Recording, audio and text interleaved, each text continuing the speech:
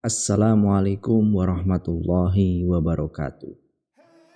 Bagi pemeluk agama Islam, mungkin nama Hamzah bin Abdul Muthalib tidaklah terdengar asing.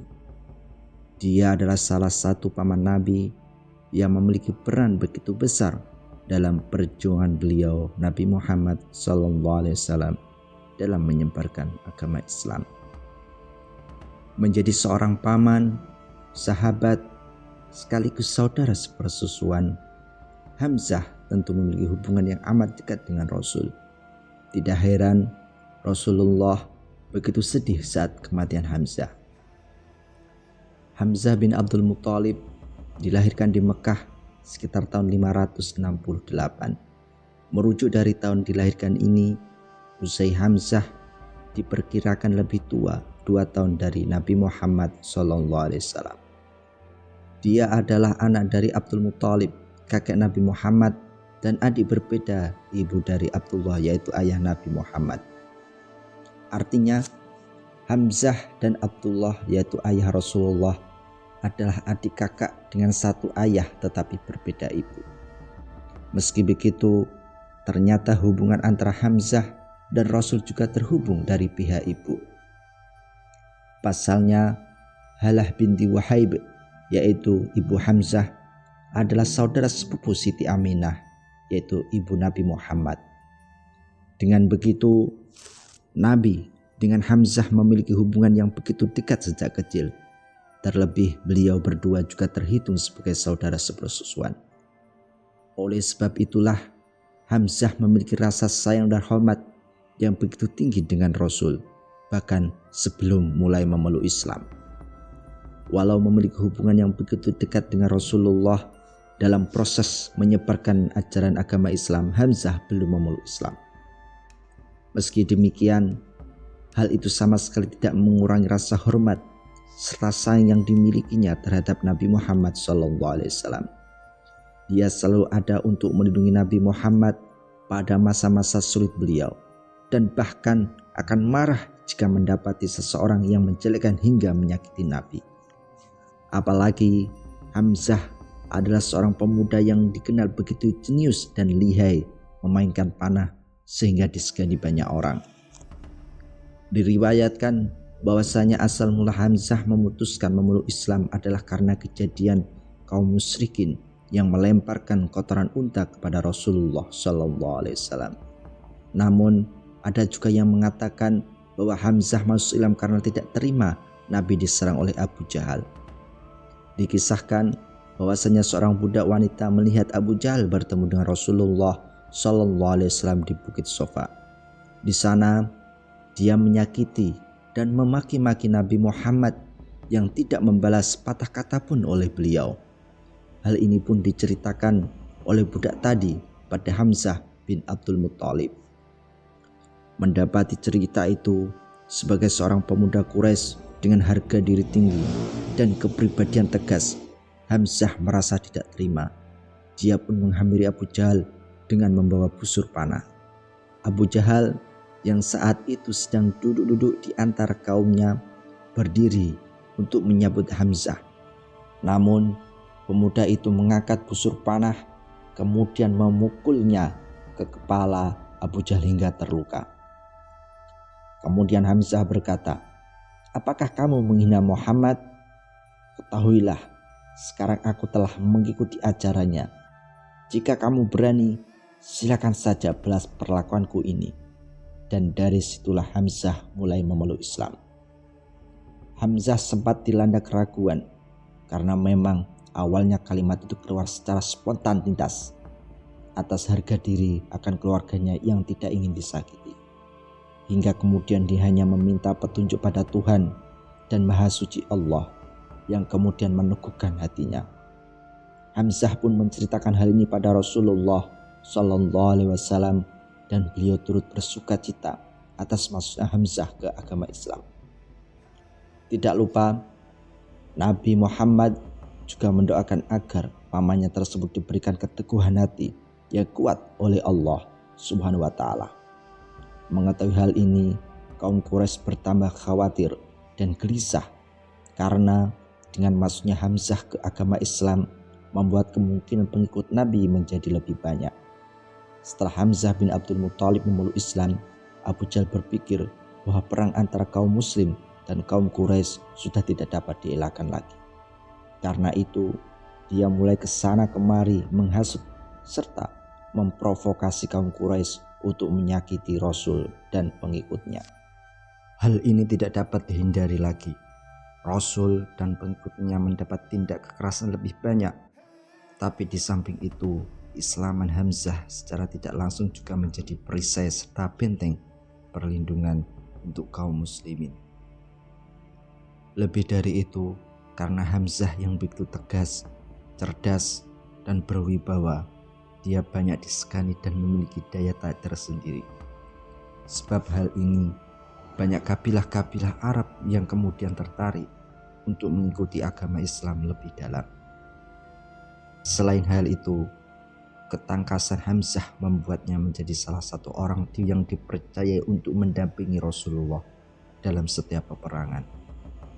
Hamzah bin Abdul Muthalib serta Ali bin Abu Thalib ditunjuk sebagai pemimpin pasukan kaum muslimin pertama yang dikirim oleh Nabi Muhammad SAW. Karena keberanian luar biasa yang ditujukan dan dikerahkannya, umat muslim mendapat kemenangan dalam perang Badar. Terdapat banyak korban yang jatuh dari pihak kaum kafir Quraisy pada perang Badar. Sebab itulah mereka merasa harus membalas kekalahan yang telah terjadi dengan menghimpun kekuatan dan mempersiapkan diri untuk peperangan selanjutnya. Setelah perang Badar, Hamzah turut terlibat lagi dalam perang lanjutan antara kaum muslimin dengan kaum kafir Quraisy, yaitu perang Uhud. Dalam perang ini, para kaum Quraisy yang bertekad membalas dendam menjadikan Rasulullah dan Hamzah bin Abdul Muthalib sebagai sasaran utama. Pada pertempuran ini, kaum Quraisy membawa hingga total lebih dari 3.000 pasukan. Adapun pasukan ini meliputi 700 unta, 200 kavaleri, serta pemanah. Sementara pasukan muslimin total berjumlah sekitar 1.000 orang gabungan dari kaum muslimin di Madinah. Pasukan muslim yang dipimpin langsung oleh Nabi Muhammad SAW ini bertemu dengan pasukan lawan di dekat Jabal Uhud. Selama peperangan, beberapa pasukan muslim yang dipimpin oleh Hamzah berada di tengah dan menyerang musuh ke arah kanan dan kiri. Saat kemenangan dirasa sudah dekat, Rasulullah SAW memerintahkan agar para pasukan pemanah tetap di atas bukit Uhud untuk berjaga. Tapi mereka tidak mentaatinya dan turun untuk mengambil harta rampasan perang, dan inilah menjadi sebuah titik balik.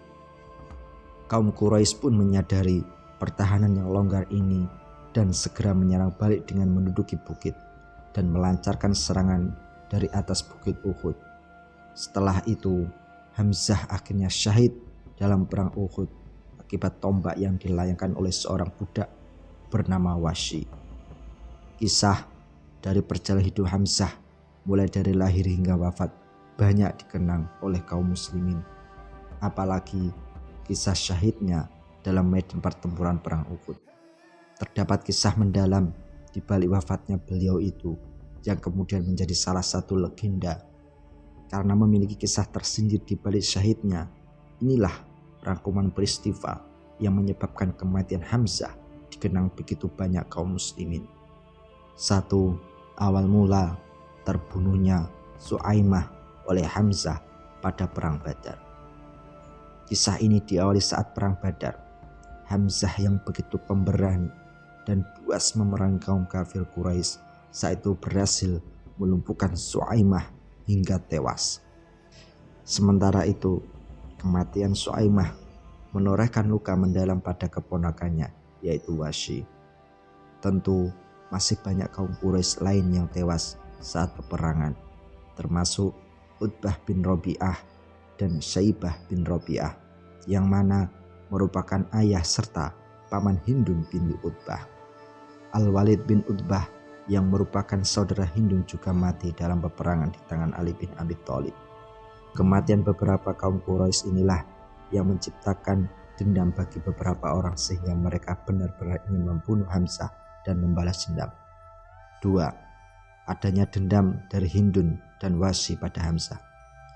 Abu Sufyan bin Harz yang saat itu memimpin pasukan kafir Quraisy dalam perang Uhud memutuskan untuk membuat para wanita juga ikut serta dalam peperangan. Para wanita ini terdiri dari mereka yang merasa sakit hati karena kematian keluarganya dalam perang sebelumnya, yaitu perang Badar. Dengan ini, Hindun yang juga istri Abu Sufyan segera mendaftar karena kematian ayahnya, pamannya, serta saudaranya. Sementara itu, Wasi juga ikut atas kematian pamannya, serta kesepakatan yang dibuatnya dengan Jubair bin Mut'im. Saat pasukan Quraisy akan berangkat, Jubair mengatakan pada Wasi bahwa dia akan membebaskan dari perbudakan asal bisa membunuh Hamzah. Dengan jaminan bahwa janji ini telah disaksikan banyak orang, Wasi semakin bertekad untuk membunuh Hamzah. Walau tidak memiliki keterampilan peperangan yang cukup baik, tapi Wasi dikenal sangat pandai melemparkan lembing tepat sasaran. Karena itu, Hindun menaruh harapan padanya dan mengatakan pada Wasi untuk menyembuhkan luka hati mereka atas kepergian keluarga di medan perang. 3. Serangan tombak tersembunyi Wasi yang mensyahidkan Hamzah. Saat kedua belah pihak pasukan bertemu dan berperang, Wasi dengan awas mencari dan mengincar Hamzah. Memang tidaklah sulit untuk mengenalinya di antara banyak orang karena pada kepala Hamzah selalu terpasang bulu burung unta, lazimnya tanda kepahlawan di Arab masa itu. Wasi yang bersembunyi di balik batu melihat Hamzah begitu gagah berani maju dan merobohkan para lawannya dengan menebaskan pedang. Sementara itu, tiba-tiba seorang penunggang kuda bernama Shiba bin Abdul Uzza menantang Hamzah agar Wasi bisa menyerangnya. Tentu saja Hamzah menyambut Shiba dan sekali mengalahkan dengan sekali tebas. Walau begitu, pengorbanan Shiba ini membuat posisi Hamzah terjangkau Wasi. Dia segera membidikkan tombaknya yang tepat mengenai pinggang Hamzah bagian bawah hingga tembus ke depan. Saat peperangan telah selesai, Hindun turun menuju arena peperangan tadi serta mencari tubuh Hamzah bin Abdul Muthalib yang sudah tidak bernyawa. Kematian Hamzah membuat Nabi begitu sedih sehingga kemudian Allah Subhanahu wa Ta'ala menurunkan firman dalam surat An-Nahl ayat 126 untuk mengabadikan kematian paman Rasul ini. Karena keberanian itulah Hamzah pun dijuluki sebagai As-Sadullah atau singa Allah. Semoga kita termasuk orang yang selalu menghadap ridhonya. Wassalamualaikum warahmatullahi wabarakatuh.